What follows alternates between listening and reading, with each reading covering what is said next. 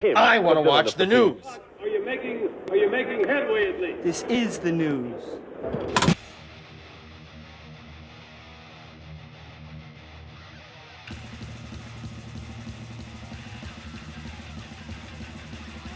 Schmack-a-magob, it's time for the only news that matters. Ozzy Osbourne's touring days are over. I know a lot of us saw this coming, but Sharon didn't.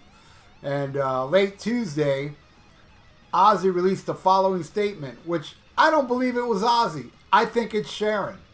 And it says, "This is probably one of the hardest things I ever had to share with my loyal fans.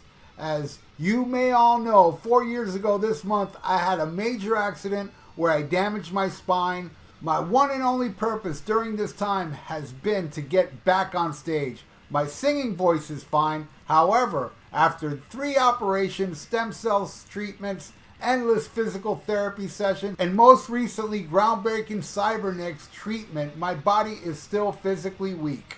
I am honestly humbled by the way you've all patiently held on to your tickets for all this time. But in good conscience, I have now come to the realization that I'm not physically capable of doing my upcoming European UK tour dates, as I know I couldn't deal with the travel required. Believe me when I say that the thought of disappointing my fans really F's me up, more than you can ever know. Never would I have imagined my touring days would end this way. My team is currently coming up with ideas for when I will be able to perform without having to travel from city to city and country to country. I thank you all. I want to thank my family, my band, my crew, my longtime friends, Judas Priest, and of course, my fans for the endless dedication, loyalty, and support, and for giving me the life that I have never dreamed I would have. I love you all. Sharon Osbourne. I mean Ozzy Osbourne. Look, Ozzy needs to retire. Look at him. He's suffering Parkinson's with all these other health issues. It's a crime that they make him do anything. If you look at the last 2 times Ozzy was on stage last year, he had a thing behind him, you know, in case he fell. I mean, it's a mess. Both times he had that thing behind him. I've seen Ozzy many, many times. Some nights were amazing, and other nights, not so amazing. The last time I saw Ozzy was in 2011 or 10 on the Scream Tour, and it was flat out amazing, and that's how I want to remember Ozzy. I do not want to see Ozzy now go up on stage with something to support him from not falling. It's just sad, you know? So I think he should stop.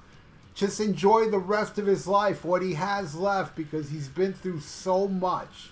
And I know Ozzy doesn't want to tour. There's just no way. I don't believe a word of any of this. I know that's all Sharon. Sharon wants him up on stage so she can make that money. I just know this because that woman is evil. That woman kicked Phil Suzanne in the knee right in front of Randy Castillo's open casket. She threw Mickey D from Motorhead down a flight of stairs. I mean, that woman is evil. I do thank her for saving Ozzy's life back in the early 80s when he was all messed up. I know she is very responsible of saving his life.